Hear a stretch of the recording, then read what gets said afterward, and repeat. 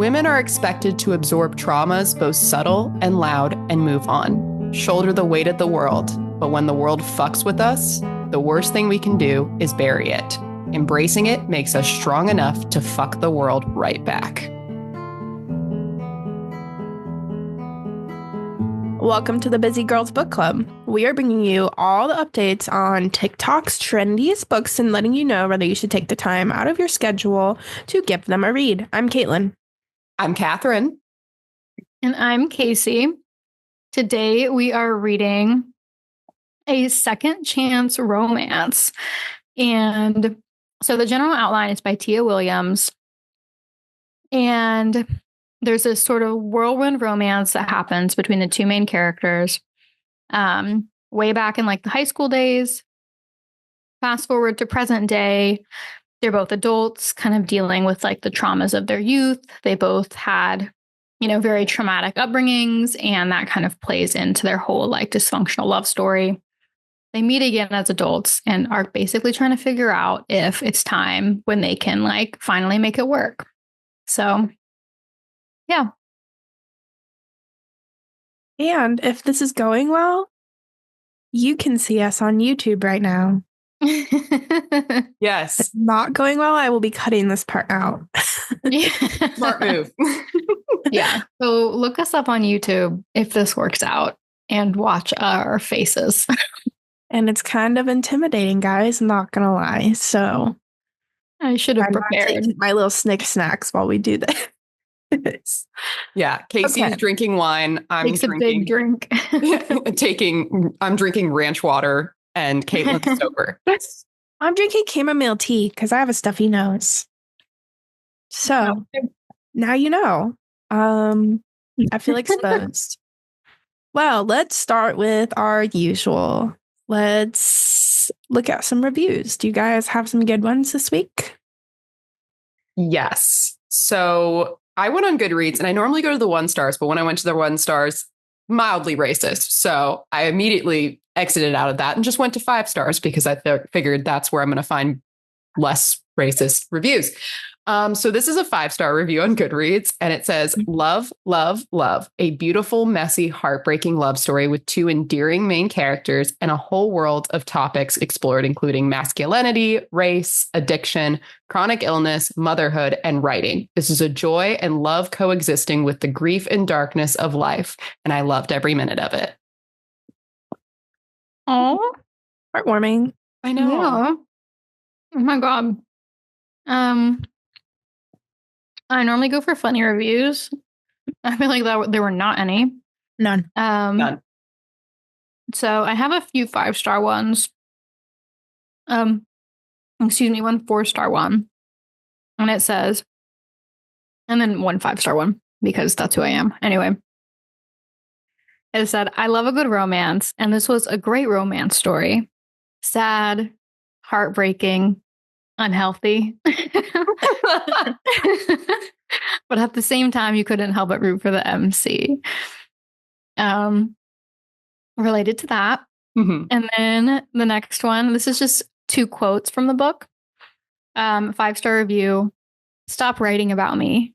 You first. Yeah. The sexual tension. That was like, that scene hit me. I was like, ooh, spicy. It was so good. Just looking for a man to write a whole book series inspired by me. Seriously. I'll write a book series inspired by him, and then we'll meet years later. So much work. My goodness. Right.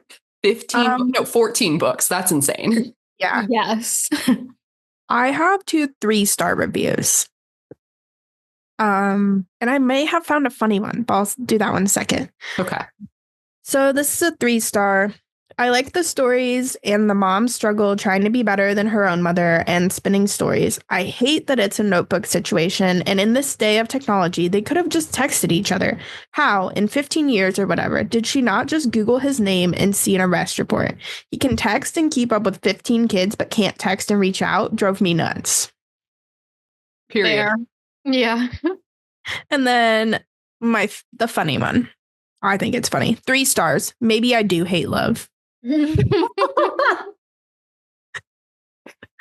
I kind of love So that for them. we need to help that person find some good books about love. Okay, well, the overall Goodreads rating is 4 out of 5 stars, and the overall Amazon rating is 4.4 out of 5 stars. Where do you guys come down? I mean, absolute love. Gave it 5 stars. It's heartwarming. It's heartbreaking. It's tragic, but also not. And it's a romance story. So I love it. I also gave it 5 stars. It was a whirlwind of a romance. And a really good second chance romance, I think. I think the characters were well developed, and honestly, 1 whole star just for Audrey. Yeah. I'm gonna give it 4. So I did really, really like it. I thought it was super well written. I loved the characters. But the ending just like got a little too melodramatic for me. I felt like there was one point where she just kind of like lost hold of the ending. And I don't know. Honestly, it like docked it a whole star because there was a point when I thought I was going to give it 5 stars and I just didn't really love the way it ultimately ended. It felt a little rushed, which was so disappointing because I thought the whole rest of the book was like perfect. So yeah. Yeah. Fair. I just overlooked him because it made me feel so gooey inside. I 100% agree that the ending was a little rushed. Yeah. I mean, it felt so real and so raw and just like human life. Like we were literally stepping into these people's lives and that was it. But I felt like because it's a book, they had to climax it and the climax had to add more drama. And that's kind of why she did what she did. And I think it would have been okay if we had just continued on with their lives and it wasn't like this huge, big drama deal. Right. Yeah, because there's one point with Audrey where I was like, and now you pushed me too far. I did see your review that you didn't love her and didn't think she was realistic as a 12-year-old. But yes. But anyway, so our discussion questions, as always, is this book more plot or character driven? I think it's character. It's just so much about the 2 people and how far they've come in the time since they've last seen each other. I know there like is the plot is them like getting back together, but I just think the character development in this book drives it more than the whole plot of them meeting back up and writing books. yeah, I agree. I think it's more character driven. I mean, you can make an argument that there's a little bit of plot points that keeps them away from each other. And that's kind of what drives some miscommunication, which is pretty typical in a second chance romance, which is normally why I hate second chance romances. Liked this one. This is probably the only second chance romance I actually liked. But yeah, I think it's all about them and their struggle and their overcoming their traumas from teenagehood and coming back together 15 years later and trying to find a way that makes it work. Yeah, I mean, I actually agree. I do feel like mostly it's the characters' choices that drive the plot. And there's not a lot of outside factors that are like causing things to be out of their control. That is, of course, with the exception of a few incredibly dramatic scenes. But And her bestie, that is out of her control. Yes, her bestie is, her machinations are crazy. Yes, I do. I mean, imagine having someone throw a whole like mythical party where she flies out every person you know. I was like, the fact that that was believable is insane to me still. Anyway, okay. So, have you / would you read other books by the author? I have not, but I would. I would too. I'm looking up. She has a couple other. Oh, okay. She has a couple other romances, which one I have seen before. It's called Before I Let Go. And that one has gotten a little bit of hype on Book Talk. Yes. But I did not know that it was by the same person. I haven't. Oh, wait, hold on. I'm sorry. That was totally wrong. Google just brought it up when I Googled the author, which is like, wow, I had no idea. No, because I was also shocked by that. No, they're not the same author. Okay. Okay. Well, Let's try this again, Google. I think I see one book. I haven't read any of her books, but I see one book that says Audra and Bash are just friends. Is that a continuation with Audra as the main character? Great question. Yeah, coming in 2025. Random note, but her book, A Love Song for Ricky Wilde, has the most beautiful cover. Oh, it is. Meet Audra, junior class president, debate team captain, unofficial student therapist. It's totally her. Oh, so she has a continuation book. So obviously the reviews were like, Audra's the best character. So, well, okay. So it's not coming out until May 2025. So it only has one review currently. And it's 5 stars.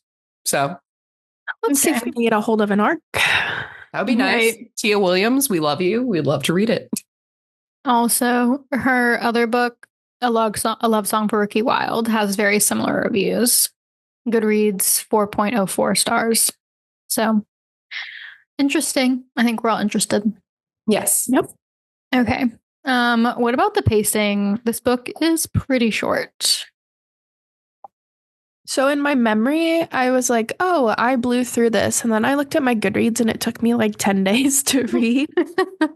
So I really think I must have just like started it, put it down for many days, picked it up and finished it. Because the way I remember it, I just like sat down and devoured it.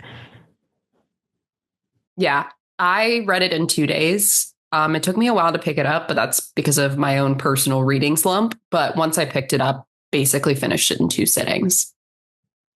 I'm the same. I think I sat down and read it in like 2 chunks. I thought the pacing was really good. I didn't think there were really any parts where the story lagged. And it felt like the right length. Like around the time you're kind of ready to be done, it's like wrapping up. Yeah. What about, would you watch a movie or TV show about this book? This would be a great rom-com for Netflix. Let's be real. It would be a great movie. Yeah. I'd be all over it. Yeah, I think it would be really, really good. I would be surprised if there haven't been film rights discussions between the author and some sort of streaming service. Me too. Oh, interesting. Okay, IMDb says 7 Days in June novel and works for television. So apparently there has at least been interest. TV, I didn't expect that. I would have thought movie. I didn't either. I really think it would be a great movie, especially if you weave in more of her past, because she talks a lot about the past generations of women in her family.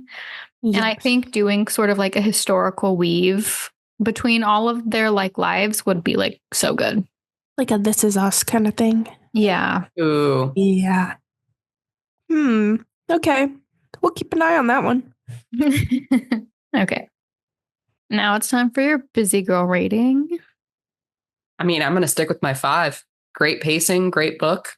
No complaints.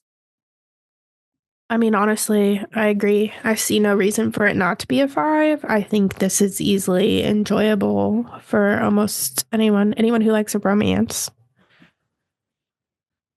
Yeah, I mean, I'm even someone that normally doesn't really like a romance, and I really liked it. So I think it's also a 5. It was quick and it was easy, but it also had a lot of depth to it. To be clear, I'm pretty sure it was Casey who chose this one. I did. Yeah. I really wanted to read this one. So I was waiting for it to be some weird lit fic thing. Yeah. I tend to like not look at the summaries. I just pick them up and start reading. I was like, oh, how lovely. Literally did not know this was a romantic book until I started reading it, because I just assume all Casey books are like some weird grotesque lit fit that I'm going to hate. So it took me forever to pick this up. No, I honestly don't even remember the first time I heard about this book, but I am not a big book talk girly. I'm a lot more onto Bookstagram, and I follow a bunch of like lit fic Bookstagrammers. And I just felt like it had to be good because a lot of the lit fit grammars were actually had nice things to say about it. So I was like, okay, intrigued. I was like, ugh, I have to pick up the one Casey wanted us to read. And I was so pleasantly surprised. So I feel like I've had like 2 good ones in a row. Recently, yes. Yeah. You're on your game. Yep. Okay. You ready for the spoiler alert section? We can spoil all the juicy romance gossip. Casey just took a big swallow of wine, so I guess she's ready. Big sips. I'm so excited. Well, yeah. Okay. Spoiler alert. Don't move on from pause here. Read it. Come back. Listen to the rest of this. And then we'll get into our first question.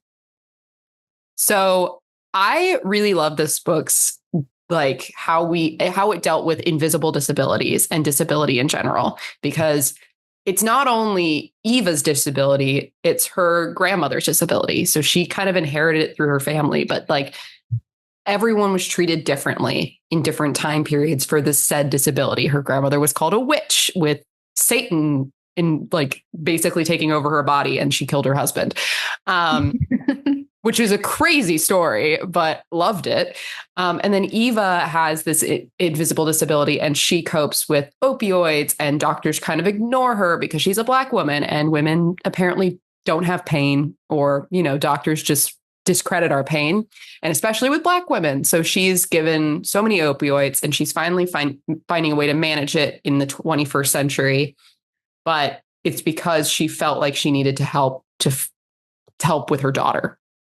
So what did you think of this portrayal of debilitating migraines and invisible disabilities, and how she kind of puts on this face in front of the public, pretending that this isn't a thing that's happening to her? I mean, we all have those days where we just don't feel good, but still have to go about doing our stuff. But like, she feels horrid, like wrenching pain, and has to go entertain book clubs of smutty book readers and stuff. And I'm like, there's nothing I'd want to do less in my life than continue the career she was on. So like square one, she's a super tough FMC, and you have a lot of respect for her. And it really just builds her character right from the beginning, because you're like, I would never be able to do what she's doing. And it's a lot of cred. I definitely loved it, especially as someone with something which is also like a semi-invisible disability, like being type 1 diabetic. I'm not comparing our disabilities, they're completely different.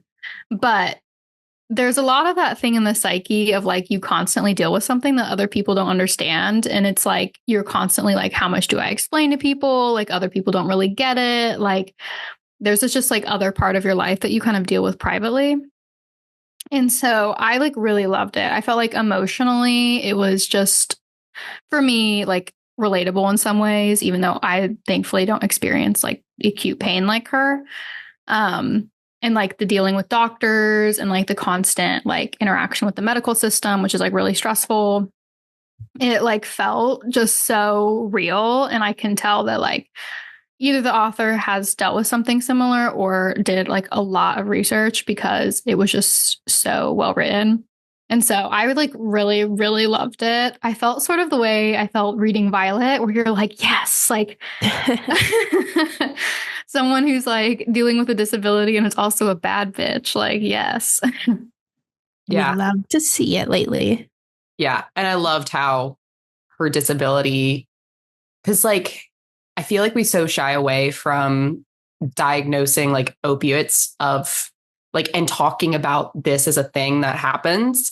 And so I really loved how like in her teenage years, how she kind of went to the brink and she self-medicated and self-harmed, and showing these as depictions and examples is super important, because you know there are so many people out there struggling and being told no by doctors and being told you're imagining it, you're not actually dealing with what you're dealing with, and showing that this is like a thing and putting this in the forefront of like literary fiction, I just think is like chef's kiss masterclass. And like, you could feel her pain throughout the entire book. It was such a vivid description. You knew what these migraines were doing to her.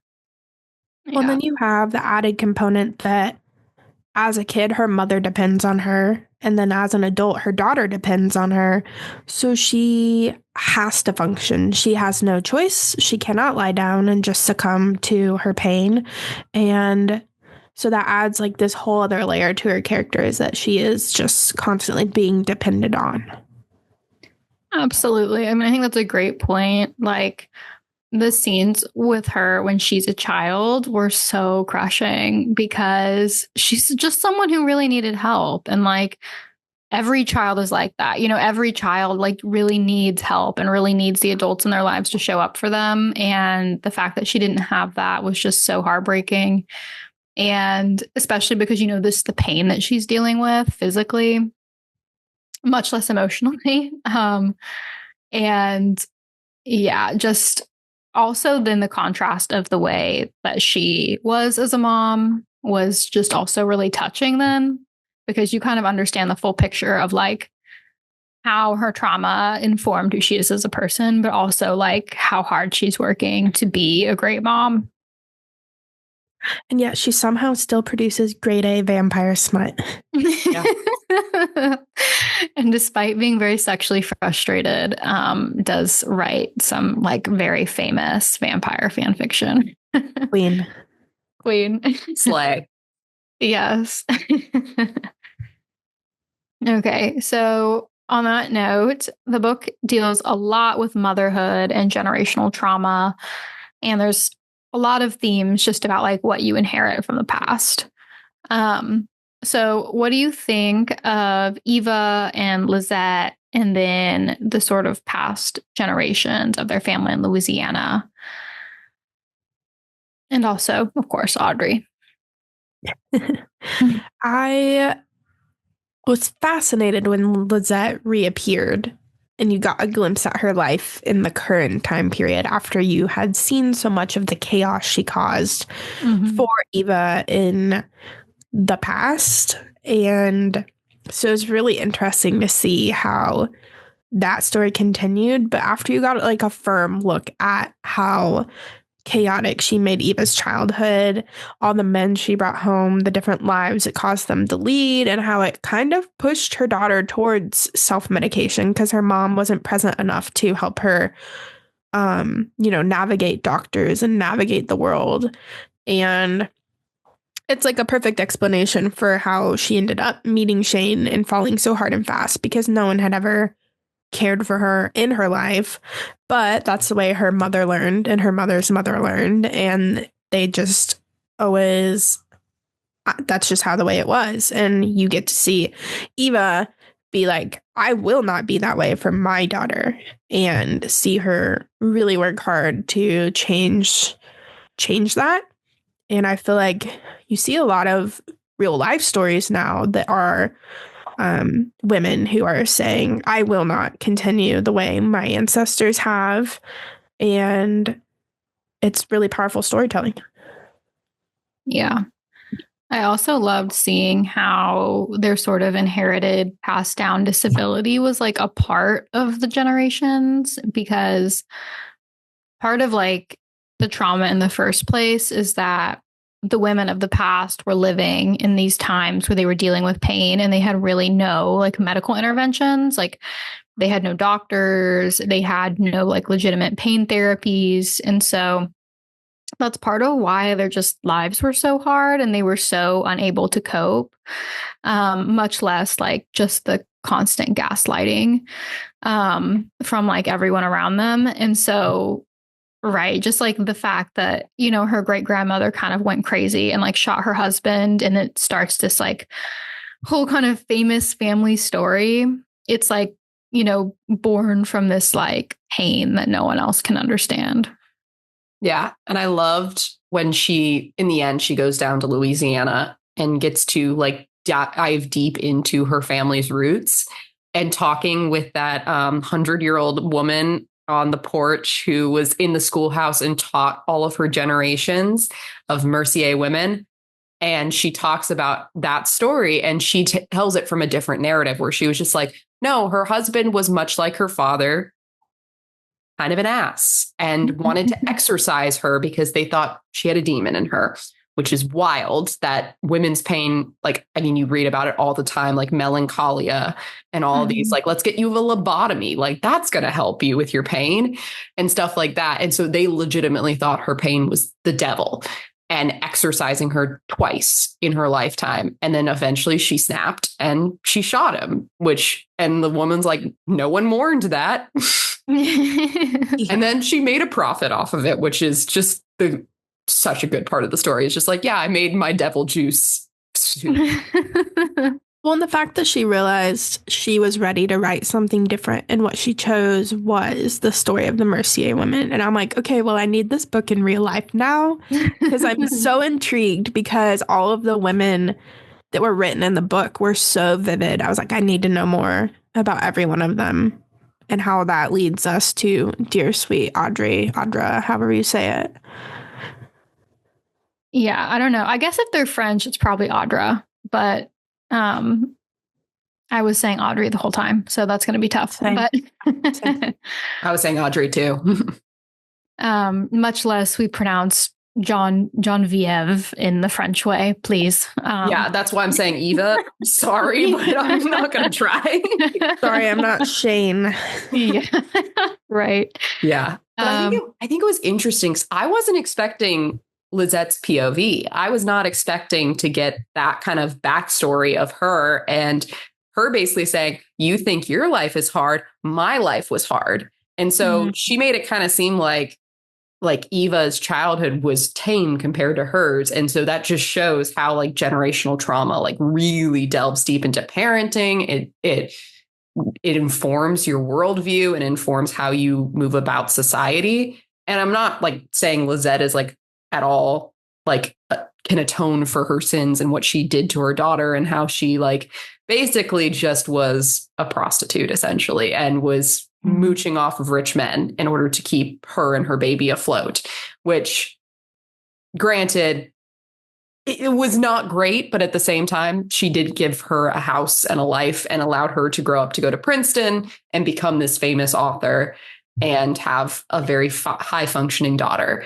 But then it was also interesting how she then proceeded to lie about her past to her daughter in order to make it seem more happy or more like try to make Lizette seem like a good person. I'm like, but then you're just letting the past repeat itself because now your daughter seems to think that like your childhood was like this happy go lucky roses situation. And that's not the case. And if you had told her the truth, maybe she wouldn't want to get out of the situation as much.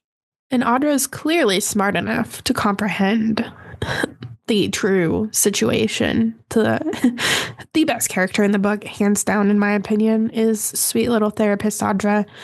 But you could see how, you're right, like how Eva lying about her childhood could quickly spiral things for her own daughter. And she kind of has to come to terms with the fact that like telling your history as it is what helps the next generation move forward.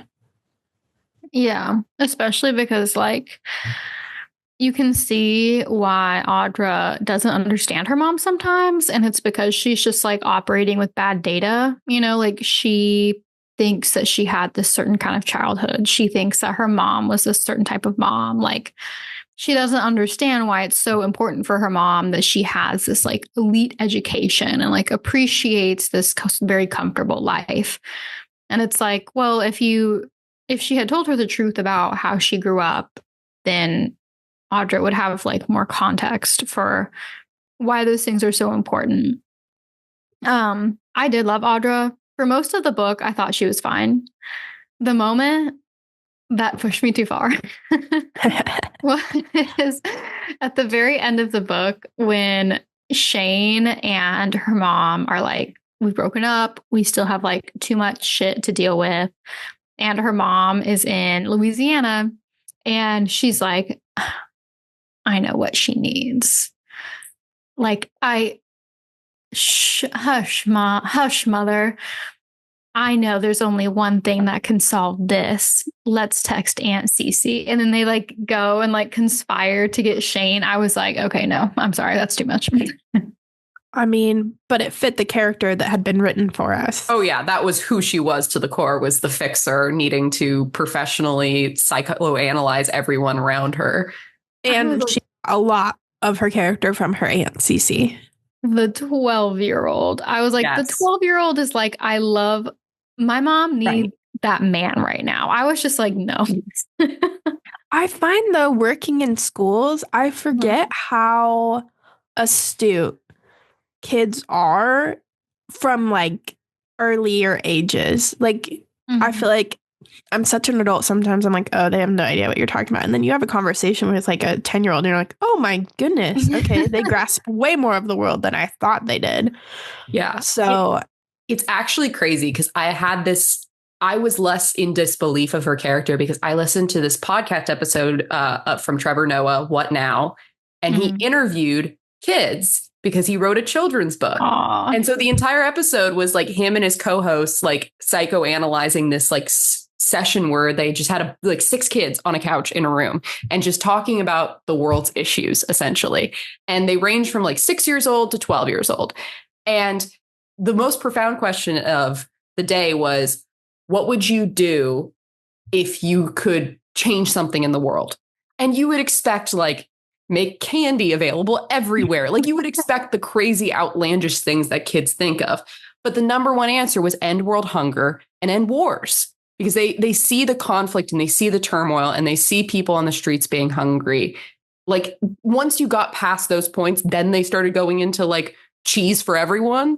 Like that's when they started going that. But their first thoughts were like very deep, evocative thoughts about let's end world hunger. Let's find a way to make sure everyone has a house. Like it was just really interesting how profound like 6-year-olds can be about world issues. Well, and like on the other end of things, I just watched a TikTok, I'm sorry, but it was a mom recording her, I don't know, the girl had to be like 7 or 8-year-old daughter. And they were in Barnes and Noble and the girl was like, Mom, there's this real hottie over here.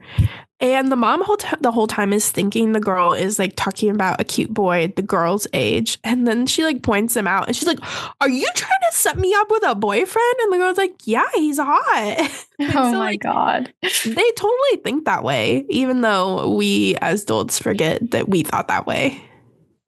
Look, I'm not saying that children aren't profound. I think they're very profound.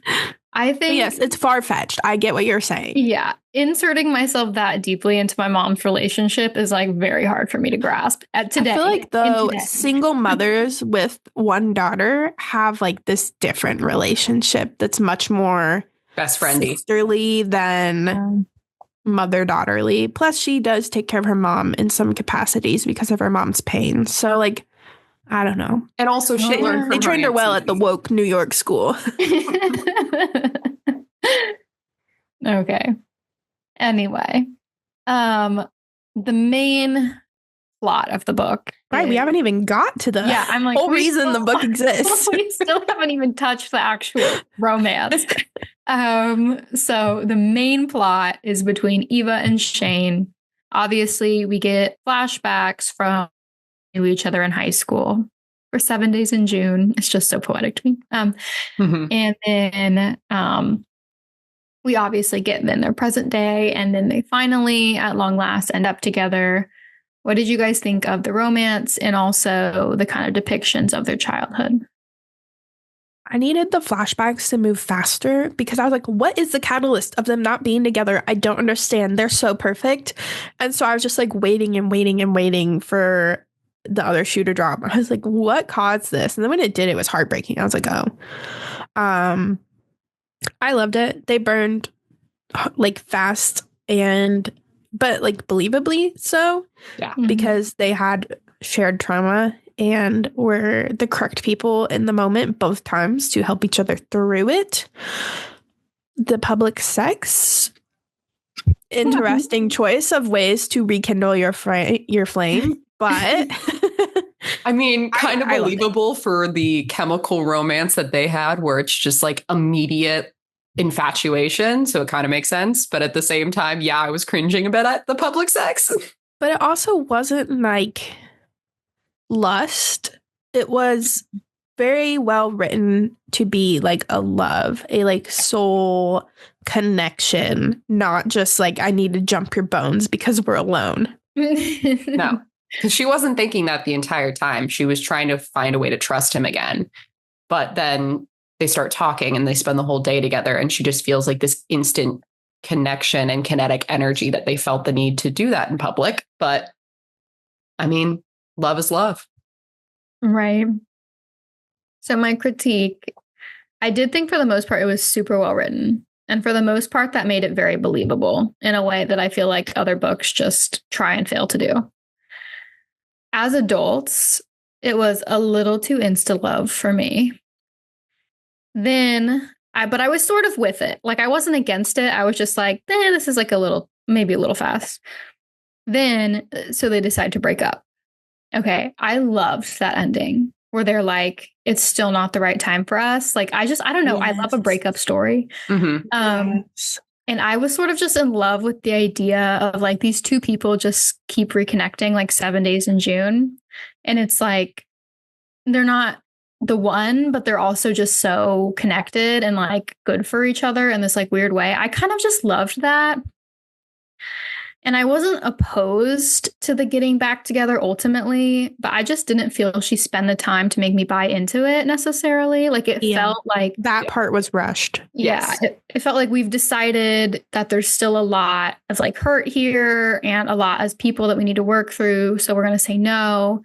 And then all of a sudden it was like, never mind. I was like, whoa, girl, you wrote a beautiful breakup scene that had my heart smashed. And now you want me to just be in love again? Like, I was like, what? Yeah. I think I'd be curious to see if the epilogue was written after she had finished the story and publishers had told her that a romance novel cannot end on a breakup. It's true. It feels very publisher driven, even though it cannot be classified as a romance if there's not a happy ending. Yes. And so I love that last chapter. That last chapter was heart wrenching and heartbreaking, but it felt final and it felt like a good way of ending the story because he obviously has an addictive personality and he's still dealing with a lot of his addictions. Even though he is sober, it is quite obvious he gets way too invested in things and he cannot be a good father figure to her daughter. And she needs to work on herself and finding her own self in her history. And she really needs to find her own love of herself outside of her daughter. So I feel like if they had just said more time had passed than what it said, 3 months is not enough.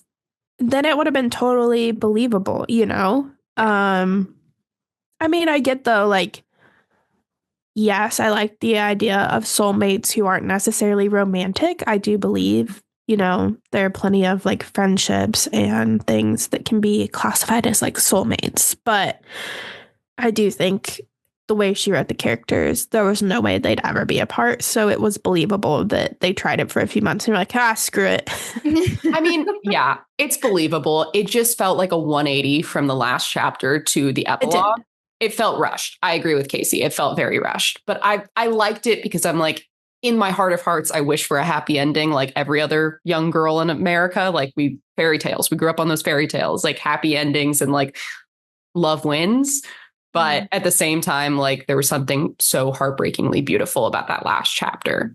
Yeah. So Eva's just the kind of character who always needs a little push. She needs a push to go to the book event. She needs a push to pursue the book she's actually interested in. So she gets a little push to pursue the man. So she just needs a little push. Well, also, though, when his mentee died in the hospital, my heart was ripped out and shredded and stomped on. And I was so crushed. So fucking sad. Oh my God. And okay, so this is another book where I really want to compliment her use of POV. Normally when books jump around a lot, it's annoying. It doesn't feel totally necessary. It's like a little bit aggravating and confusing. This book jumps POV a lot, and there's some characters you get consistently and some you get just once, and it always felt right. Like it was always used well. Yeah, and I normally hate multi-POV. Well, because it's both multi-POV and time jumps, which are two things when you add together tend to not, that tends to downgrade a book honestly, Yes. because it's been happening way too much. But it was such like fleeting and few. And then the moments that it happened were so necessary in order to understand like the ending and the complex of the relationship and all of the like worlds and the swirling hurricane that's around them during this. I'm sure where you're going with that is we get the mentee's point of view when he's walking into trouble, which just made it even more soul crushing.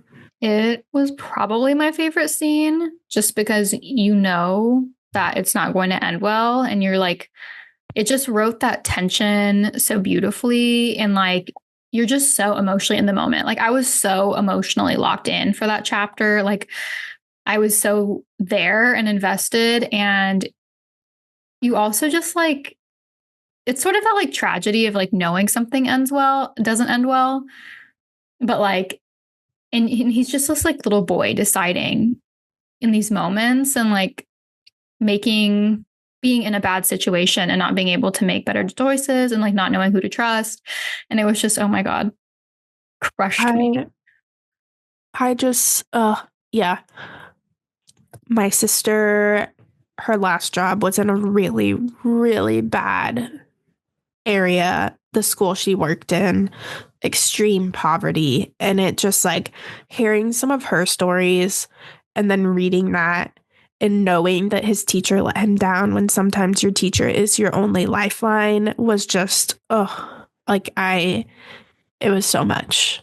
And like, I know when my sister left that school, all she kept saying is, but they needed me, but like she had to move for her husband's work. And I'm like, yeah, but like other kids will need you. But like, she's like, I've let them down, and it's sad. I liked the little undertone of how important some teachers are to kids who need a little extra love outside of school. Like the teachers who go that extra step are the ones who change lives. And unfortunately, in this case, Shane changed a life for the worse. And you felt that so deep down. But you also kind of feel bad for Shane because he's just finding his own happiness. And it's just because it's not his fault. It is not his fault that this situation happened. But because of his addictive personality, he is going to blame himself for the rest of his life because he gets way too invested into things and he got way too invested into this mentorship, because you do have to create boundaries for yourself, like for your own mental health, for the health of the child, because the child cannot become dependent on something that is not definitely illegal to text your students for the most part. Yes. And I think granted, they weren't his students any longer, but yes. Children need advocates and they need a stable person to be their advocate. And that's kind of what the crux of this book is that these, like both Shane and Eva and Ty all grew up without an advocate. And you kind of see where that ends up in 3 different scenarios. And so they had to be their own self-advocate. And that means that they make a lot of mistakes and they do some things that they are not proud of. And then they have to unravel that in the future, or they don't have a future, which is really unfortunate and very sad. But it made this book so much more powerful. Anyway, teachers are underpaid. That's yes, they are.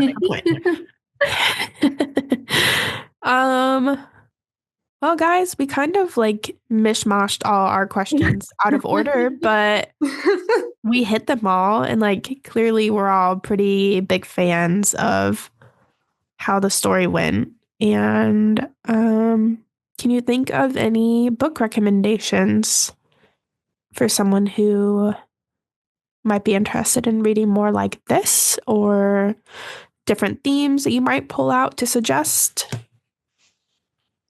God, I'm like, what was the last book to stomp on my heart? Demon Copperhead. Demon Copperhead, yes. Well, you know what I was kind of thinking is actually Song of Achilles. I might see if I can find another one. But my idea with that one is like, A, very sad. B, sort of like, not a toxic romance, but like a complicated romance that takes place over years and years. while we're discussing identity and generational trauma and jumping POVs, all I could think about was our episode on the vanishing half. I was thinking So as well. Yeah. that would be my suggestion. I don't think the time POV jumps were quite as well done, but were still necessary in that story. And yeah, I'm not mad I read that book, even if it wasn't my favorite. And it felt kind of similar, just like, Yeah. this one was very like millennial-coded, and that one is not. That's actually very true. I looked on Goodreads and they said for readers will also like, there's only one book on that list that I've read, and that's Funny Story by Emily Henry. Really? Yeah, I know. It doesn't feel very similar. They're both Yes. rom-coms. Or romance, not even coms. Rom. I guess it kind of deals with a woman or a female main character finding herself and dealing with, parents that are not always the best. But I don't know. I guess I'll recommend Funny Story, but I was going to recommend Vanishing Half. So I'll just second ditto Caitlin. Okay. Well, I have a new recommendation. I found one I like more. So Aristotle and Dante discover the secrets of the universe. Period. Yep. Super poetic story. A love story, also a lot about generational trauma and family. All right, gang. Well, these are just our opinions. We want you to disagree with us. That's what makes reading fun. So give us a rating and review, but also B, hit us up with some of your thoughts and send us some book recommendations. You can find us pretty much everywhere at Busy Girls Pod. I'm Casey. I'm Catherine. And I'm Caitlin. Thanks for listening. And when you get a chance, take a break with the Busy Girls Book Club.